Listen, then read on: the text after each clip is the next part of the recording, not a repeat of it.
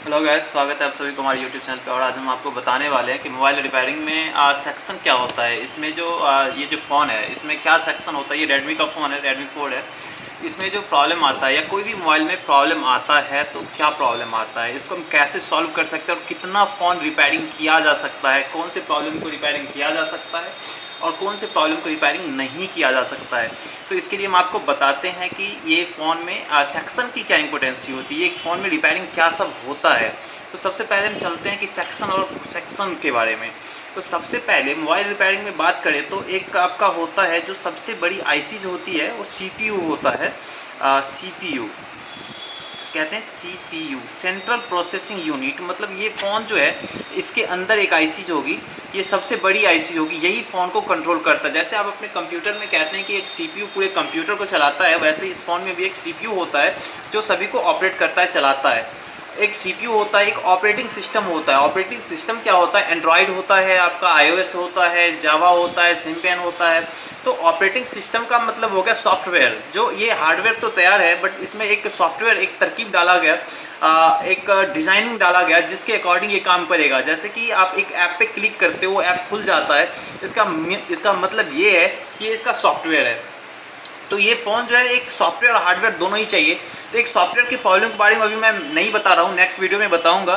But इस videos में मैं आपको हार्डवेयर प्रॉब्लम के बारे में बता रहा हूँ, क्या प्रॉब्लम रिपेयर किए जा सकते हैं, क्या रिपेयरिंग होता है। अभी मेरे पास ये फ़ोन आया है, ये फ़ोन पे पहले से किसी ने काम किया हुआ है, बट इसमें और क्या सब रिपेयरिंग किया जा सकता है, इसके ऊपर मैं आपसे डिस्कशन करना चाहता हूँ। सबसे पहले सीपीयू की बात करें तो सीपीयू का मतलब होगा कि हेड ऑफ डिपार्टमेंट। मतलब इस फ़ोन का जो हेड है, मतलब सभी को मेंटेन करने वाला जो सिस्टम है उसी को कहते हैं सीपीयू। इसको आईसीज भी कहते हैं, सीपीयू आईसी होता है, ठीक है। तो सेकंड जो चलते हैं, जो सबसे ज़्यादा रिपेयरिंग होने वाला चीज़ है और जो रिपेयरिंग होता है तो वो है आपका चार्जिंग।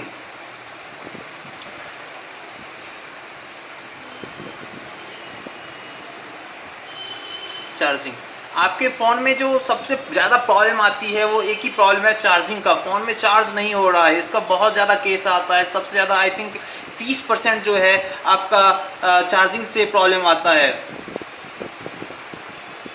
चार्जिंग का जो प्रॉब्लम है ये 30% आपके फ़ोन में आता है। आपको हम बता दें कि चार्जिंग को आप 100% रिपेयरिंग कर सकते हो, 100% रिपेयरिंग कर सकते हो। ये चार्जिंग 100% रिपेयरेबल होता है, लेकिन इसमें कुछ कुछ रीजंस हैं।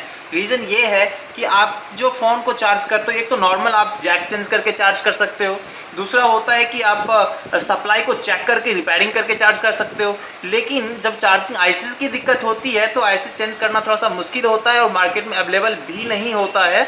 तो इसके लिए क्या किया जाता है कि चार्जिंग आईसीज की जगह पे आप डायरेक्ट चार्जिंग, एक जंपर लेके, एक जीना डायोड लेके आपने डायरेक्ट चार्जिंग करते हो। इसके लिए हमने वीडियोस में बताया है, बहुत सारे वीडियोस भी बनाए हैं हमारे यूट्यूब चैनल पे, आप आके देख सकते हो चार्जिंग को कैसे रिपेयर किया जा सकता है। तो आपका पॉइंट 1 था चार्जिंग। ये सबसे ज़्यादा प्रॉब्लम आती है फ़ोन में चार्जिंग का। दूसरा जो प्रॉब्लम होता है वो होता है आपका चार्जिंग की प्रॉब्लम जब आती है तो चार्जिंग में आपको हम बता दें 2-3 चीज़ होता है। चार्जिंग में आपका होता है बैटरी, बैटरी से भी रिलेशन आपका चार्जिंग का ही होता है। दूसरा होता है आपका चार्जर। तीसरा होता है आपका बैटरी कनेक्टर।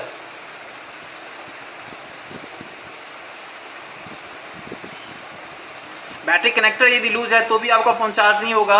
अब बैटरी आपका माइनस में है, मतलब बहुत कम चार्ज है, मतलब डिस्चार्ज है, तो भी आपका फ़ोन चार्ज नहीं होगा।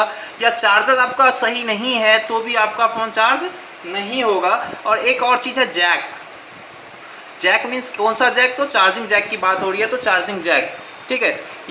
ये जो है आपका 4 चीज़ है, ये चार्जिंग के लिए सबसे ज़्यादा इंपॉर्टेंट होता है। आपको ध्यान में रखना है कि बैटरी आपका सही होना चाहिए, मतलब 3.7 से ज़्यादा वोल्टेज कैपेसिटी होना चाहिए प्रेजेंट टाइम में। आपका चार्जर भी अच्छा होना चाहिए जो आपको कम से कम 5 वोल्ट आउटपुट करे, ज़्यादा से ज़्यादा 6 वोल्ट आउटपुट करे। लेकिन बैटरी कनेक्टर जो है, बैटरी कनेक्टर आपका one side value and one side one आना चाहिए। इस सब चीज़ के लिए मैं वीडियोज़ बनाया है, बहुत सारा वीडियोज़ आप जाके देखिए। और चार्जिंग जैक आपका सही होना चाहिए ताकि आपके चार्जर को बोर्ड से कनेक्ट करने के लिए आपको हेल्प करे। ये 4 चीज़ें जो है आपको ज़्यादा याद रखना है चार्जिंग के लिए। चार्जिंग आप 100% रिपेयर कर सकते हो, इसमें नो डाउट, कोई दिक्कत नहीं है। चलिए दूसरा प्रॉब्लम चलते हैं। तो दूसरा सबसे बड़ा प्रॉब्लम है मोबाइल रिपेयरिंग में आपका ये तो फर्स्ट प्रॉब्लम था। अब सेकंड प्रॉब्लम की बात करें तो ये है आपका on off switch, on off. ये ऑन ऑफ से रिलेशन जो है बहुत सारी चीज़ का होता है। ऑन ऑफ का मतलब ये है कि आपका फ़ोन ऑन नहीं हो रहा है। ऑन नहीं होने का बहुत सारा रीज़न है। वैसे तो मैं बहुत कम पॉइंट में ही बताने का कोशिश करूँगा, नेक्स्ट वीडियो में इसको और भी डार्क लेके आऊँगा।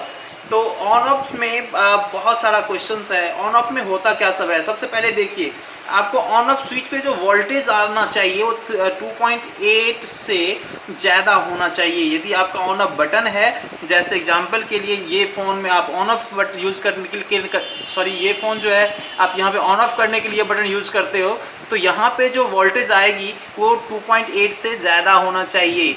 यदि एडवांस फ़ोन है तो 1.8 होना चाहिए कम से कम। यदि एडवांस फ़ोन नहीं है, नॉर्मल फ़ोन भी है, तो 2.8 से ज़्यादा तो चाहिए ही चाहिए। चलिए अगला पॉइंट चलते हैं, ऑन ऑफ। ऑन ऑफ में आने के लिए आपका सप्लाई जो होता है पावर आईसी से होता है। तो दूसरा प्रॉब्लम जो ऑन ऑफ पे वोल्टेज नहीं आ रही होती है तो उसमें पावर आईसी की सप्लाई से दिक्कत होती है। अब पावर आईसीस की बात करें तो पावर आईसीस से यदि दिक्कत होती है तो आप क्या सब कर सकते हो। पावर आईसीस से दिक्कत होती है तो आप सिर्फ और सिर्फ दो काम कर सकते हो। पावर आईसीस के ऊपर आप पेट्रोल मार के थोड़ा सा साफ कर सकते हो, उसके बाद उस पर आप नॉर्मल हीट दे सकते हो हॉट एयर गन से या फिर एसएमडी मशीन से, ताकि कोई भी सप्लाई यदि टूटा हुआ है या कोई जंग की प्रॉब्लम है तो सॉल्व हो जाए। नहीं तो मार्केट में पावर आईसी अवेलेबल नहीं है। वैसे मोबाइल के दुकानदार अक्सर कहते हैं कि हमने आपके फ़ोन में आईसीस बदल दिया है, लेकिन आपको ध्यान रखना है कि आईसीस फ़ोन में अवेलेबल नहीं होता है मार्केट में, तो वो दुकानदार बदल कैसे देगा। वैसे भी ये आसान प्रोसेस नहीं होता आईसी बदलना। आईसी बदलने के लिए थोड़ा सा स्टैंडर्ड लेवल का मशीन चाहिए होता है, बीजीए मशीन चाहिए होता है, जो आपका कम से कम 1.5 से 2 लाख रुपए तक का होता है। तो इसीलिए आईसी मार्केट में नहीं बदला जाता है। आईसीस बोल के अधिक से अधिक पैसा ठगा जाता है कस्टमर से। चलिए आगे बताते हैं अगला प्रॉब्लम आपको। तीसरा सबसे बड़ा प्रॉब्लम है ऑन ऑफ होने का कि आपका फ़ोन का डिस्प्ले नहीं है या फ़ोन आपका साइलेंट में है। तो डिस्प्ले का प्रॉब्लम जो है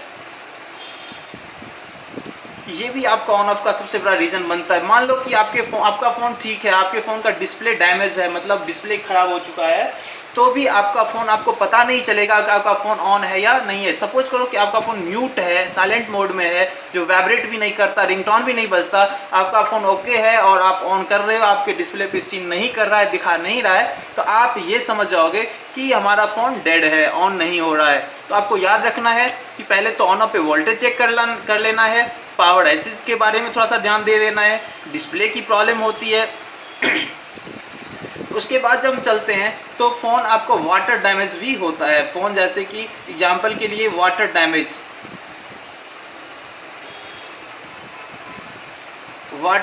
मतलब फ़ोन आपका पानी में गिर गया है तो आपका पूरा शॉर्ट सर्किट हो जाता है, सभी फ़ोन बिगड़ जाते हैं। वैसे आप ऑन ऑफ स्विच को 90% या 95% आप रिपेयर कर सकते हो, ये रिपेयरेबल है, ये 100% रिपेयर नहीं होता है ऑन ऑफ स्विच। तीसरा सबसे बड़ी प्रॉब्लम चलते हैं, ये जो बोर्ड पे काम करने की बात हम बता रहे हैं वो हम बता रहे हैं। तीसरा आते हैं, सबसे बड़ा प्रॉब्लम आपके पास आता है डेड फ़ोन का। डेड फ़ोन में हम क्या सब करेंगे।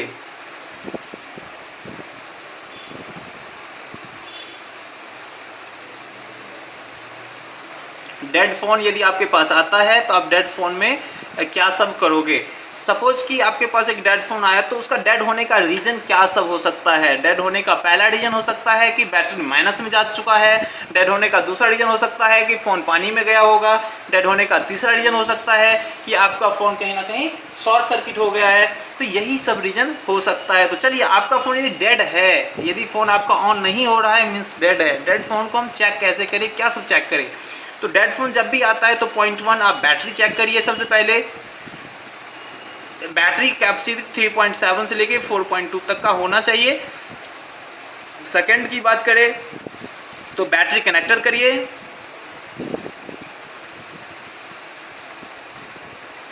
बैटरी कनेक्टर जो है आपको वन साइड से वैल्यू एंड वन साइड से 1 देना चाहिए। इसका मतलब है कि आपका बोर्ड मैन सप्लाई जो है आपका बोर्ड का एमएसटी जिसको कहते हैं मैन सप्लाई ट्रैक, वो आपका ओके है। तीसरा बात करते हैं तो आपके फ़ोन आपके फ़ोन में कार्बन की प्रॉब्लम नहीं हो, मतलब आपका फ़ोन जैसे कि बहुत दिन से रखा हुआ फ़ोन होता है, उसमें मॉइस्चर हो जाता है, कार्बन हो जाता है। तो तीसरा सबसे बड़ा प्रॉब्लम जो है उसमें आपको ये याद रखना है कि आपके फ़ोन को वॉश कर देना है, पेट्रोल से वॉश करें। अब देखिए वॉश करने में बहुत सारे क्वेश्चंस आते हैं कि सर वॉश किससे करें, कैसे करें। तो वॉश करने के लिए आपको याद रखना है कि वॉश करने के लिए आप वाइट पेट्रोल हो सके तो आप यूज करो, वाइट पेट्रोल नहीं है तो आप थिनर यूज कर सकते हो। जो भी आपका लिक्विड है जैसे कि जो सूख जाता है वो ज़्यादा बेटर होता है, वाइट पेट्रोल, थिनर, मोटरसाइकिल वाला पेट्रोल जो रेड पेट्रोल होता है उसे भी आप यूज़ कर सकते हो, लेकिन वाइट पेट्रोल ज़्यादा बेटर ऑप्शन है। वाइट पेट्रोल की खासियत क्या है वो हम बता देते हैं आपको। वाइट पेट्रोल देने से आपका जो आपने वॉश किया है इसको, ये सूख जाता है, जल्दी ही सूख जाता है और ये क्लीन भी हो जाता है। लेकिन रेड पेट्रोल जब देते हैं तो थोड़ा सा ये डस्ट टाइप का दिखता है, उतना ज़्यादा क्लीन नहीं होता है। थिनर से साफ भी कर सकते हैं या पीसीबी क्लीनर आता है उससे भी हम साफ कर सकते हैं, लेकिन पीसीबी क्लीनर या थिनर की खासियत क्या है, वो सूखता नहीं है, उसके लिए हमें हॉट गन चलाना पड़ता है। आपको टाइम थोड़ा सा ज़्यादा लगता है। आपको ये याद रखना होता है कि जब तक आपका बोर्ड सूखा नहीं है तब तक आप इसमें बैटरी कनेक्ट नहीं कर सकते हो। यदि आप बैटरी कनेक्ट करते हो तो आपका फ़ोन डेड हो सकता है। तो वाइट पेट्रोल या थिनर की ये कमियां है। यदि आप वाइट पेट्रोल से थिनर से या पीसीबी क्लीनर से साफ करना चाहते हैं तो आप करिए, कोई दिक्कत नहीं है, लेकिन आपको टाइम थोड़ा सा ज़्यादा देना होगा, आपको वेट करना होगा कि पीसीबी सूखा या नहीं। चौथा जो है, आप हीट करें।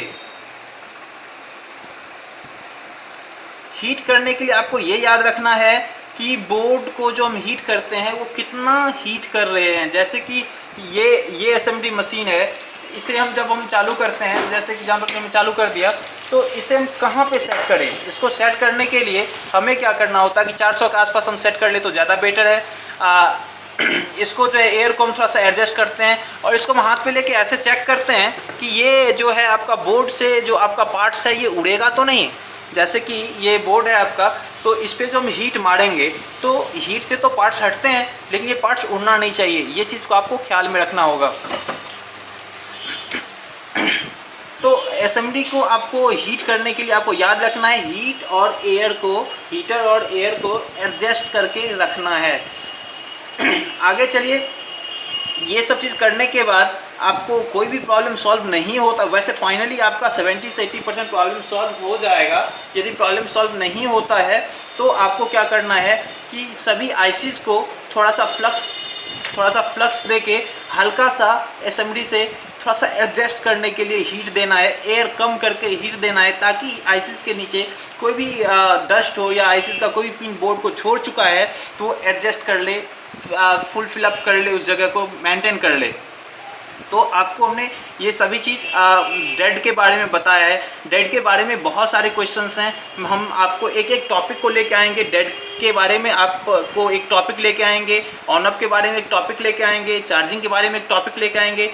आपको थोड़ा सा भी इंटरेस्ट है इन चीज़ों में, आप चाहते हो कि ये सभी टॉपिक को क्लियर किया जाए, एक एक करके बताया जाए, तो आप कमेंट बॉक्स में ज़रूर लिखिए और उसी टॉपिक को लिखिए जो टॉपिक आप पहले जानना चाहते हैं, उसी टॉपिक के बारे में सबसे पहले हम बताएंगे, ताकि हमें भी अच्छा लगता है आप जब कमेंट बॉक्स में लिखते हो। और अधिक से अधिक वीडियो को लाइक और शेयर करिए, सब्सक्राइब करिए। और जहाँ तक हम बता दें कि हमारी ट्रेनिंग इंस्टीट्यूट है, तो आप वहाँ से क्लास ज्वाइन कर सकते हैं। आप ये एसएमडी मशीन परचेज करना चाहते हैं या मल्टीमीटर परचेज करना चाहते हैं या ये एडवांस टूल किट परचेज करना चाहते हैं, तो इन सभी चीज़ के लिए आपको डिस्क्रिप्शन में लिंक दे दिया होगा, वहाँ से आप परचेज कर सकते हैं या फिर हमारे नंबर पे आप कांटेक्ट कर सकते हैं।